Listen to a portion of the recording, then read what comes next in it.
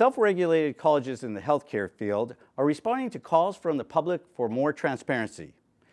Healthcare providers in Ontario are working to give the public more access to information about their practices. Providers say opening up access will help patients make more informed decisions. This comes after several patients came down with life-threatening illnesses after visiting pain and colonoscopy clinics last year. Brian Reardon is the registrar with the College of Audiologists and Speech-Language Pathologists of Ontario. Thank you for joining us. Thank you, Marcel. So Brian, there's become an issue with transparency with the various colleges. I understand that there's 25 different medical-related colleges, everything from the Ontario Physicians and Surgeons and others like that. What is the current situation?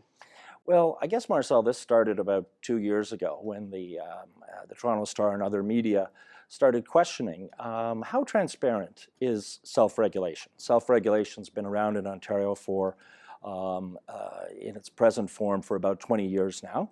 And they started to say, well, you know, some of the decisions that colleges make, especially relating to the discipline of members, or issuing cautions to a member or asking a member to take a remediation. Some of your decisions are public, some are not. Why aren't they all public? So that was really the fundamental question. And that controversy continued for some time with media coverage. And then that culminated last fall in Minister Hoskins, the health minister here in Ontario, writing to all the colleges and saying, you know what? I think you do need to be more transparent, open, and accountable. So I want you to tell me how you're going to start to do that to achieve that objective. So what is the process being since the minister issued his letter and call for more transparency? What has the various colleges done in that respect? Well, a lot of work has been done by individual colleges and also collectively by the colleges to try to address the minister's letter. First of all, he said, I want to see your plans by December 1st of last year. So everyone submitted their plans. We're now awaiting really to see what the minister's response to those plans will be.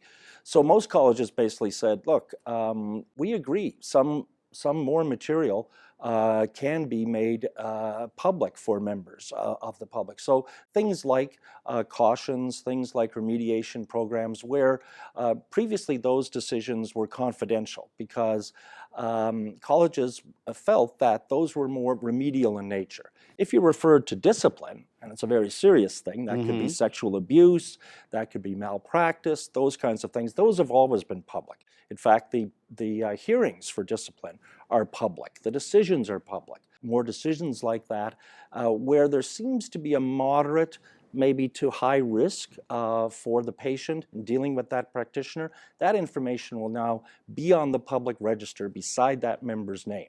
So every member in Ontario of a health college is on that public register. There's going to be a lot more information now about those members, including any criminal convictions, bail conditions, charges, any findings in other jurisdictions in Canada or elsewhere. So that's the direction we're going in. So really, it's opening up the members and exposing them to the public. Is that the goal here? It is, and not all of them are going to be happy about that. But at the end of the day, we fundamentally agree with the minister that in order to increase the ability of patients to make choices about who they want to see, they should be fully informed about those practitioners that they want to see. So I could go on a website, punch in the person's name, and if there's any infractions or there's any convictions or there's any discipline, I would be able to find out the details of that. Exactly right. So that is all going to be enhanced. Right now, it's only those more serious discipline charges or convictions that would be there. Now you're going to see a lot more. And we think this will be of benefit to the public. It will be of benefit to the media, who obviously like to know these things, but I think it's important, and I think it makes members more accountable. The government's been very clear in its action plan on healthcare that that's where it wants to go, and it's also been very clear that it wants everybody who's regulating any profession, whether it's lawyers or engineers or dentists, physicians, etc., to make more information available. Now, my own college, we're one of the smaller ones. We have about 3,800 members. I've been registrar for about 5 years. We average maybe 25 to 30 complaints a year, but other colleges may have several thousand, several hundred. So it depends on the size. I mean, we range in size from the nursing college with 150,000 members down to the homeopaths, who are one of the newer colleges, with maybe about 250 members. But every college has to do the same thing. We have to register people. We have to make sure that they meet continuing education and quality assurance requirements. And if the public makes a complaint, we have to deal with that. So this is actually improving the standards of the various colleges. What you're saying is it's not just registering complaints, but it's also overseeing and ensuring that the members are constantly getting updates and training and from start to finish. Start to finish. From the time they first get their license to say that they are a speech-language pathologist or an audiologist or a physician or a physiotherapist, from the moment they get their license right through to the time they retire, the college has to oversee them.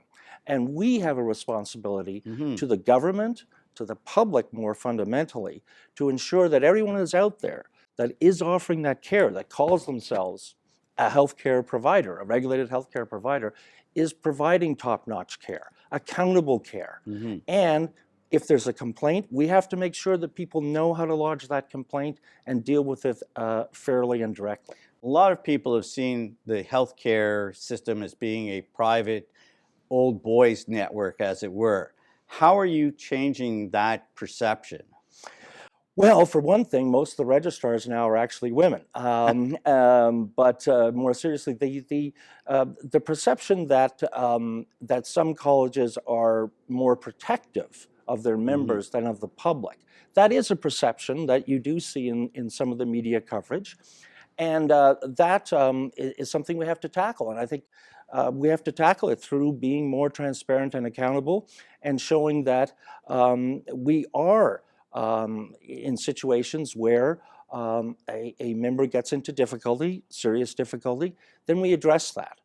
We have the ability to suspend a license, revoke a license, impose fines, impose terms and conditions on the license so that you can only do certain things, or you have to practice for a period of time under a mentor. So there's lots of things that the colleges can do. And it's interesting because sometimes there's that public or media perception that the colleges are not doing enough and are not being strict enough or whatever. But if you talk to members, they'll tell you the college, the police, yeah, you know, I do respect them and I don't want them in my hair. And so now with this approach, how do you see it being implemented? What steps are you taking on to inform the public of these changes? Because really there hasn't been a lot other than the occasional case that's got into the media that you are addressing these concerns. Absolutely right, Marcel. Public awareness is going to be huge in this. And we're going to have to invest additional resources to do that. We don't receive any government money. All the money comes from the fees that members pay.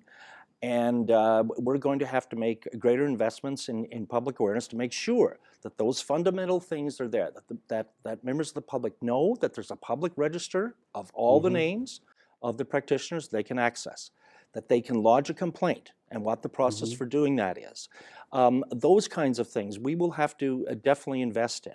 And the process for making the changes is really through changing our bylaws. So to do that, we, under the legislation, we have to consult for a period of time, usually 60 days, with the members of the college. And after that consultation, then we can go ahead and consider making amendments to those bylaws. So nearly all the colleges, I would say all the colleges actually, yes, are now in the process of making those bylaw changes. So they'll happen during the course of the year. The minister basically said, I'm interested in seeing these changes this calendar year, 2015, not in 2016, 17, but now. And so we understand that urgency. And we understand the privilege of self-regulation that has been assigned to us by the legislation. So you really have a short amount of time, about 6 to 8 months, to get this in place. in order to meet the minister's deadline. Absolutely right. Absolutely right. And the sooner we can do it, in my view, the better.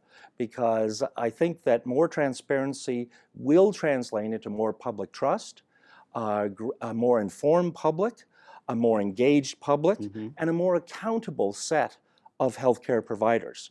And that's what we all want, I think.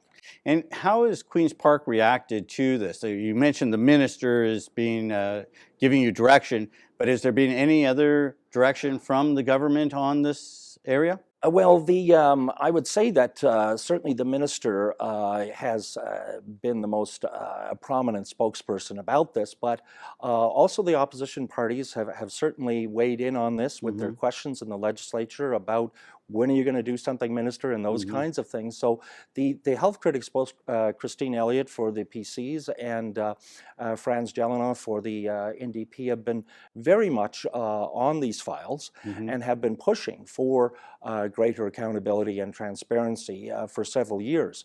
So I think that all three parties feel that this is a direction that the province needs to go in, and we completely agree with that. Thank you again, Brian, for joining us. I was joined by Brian Reardon, Registrar of the College of Audiologists and Speech Language Pathologists of Ontario.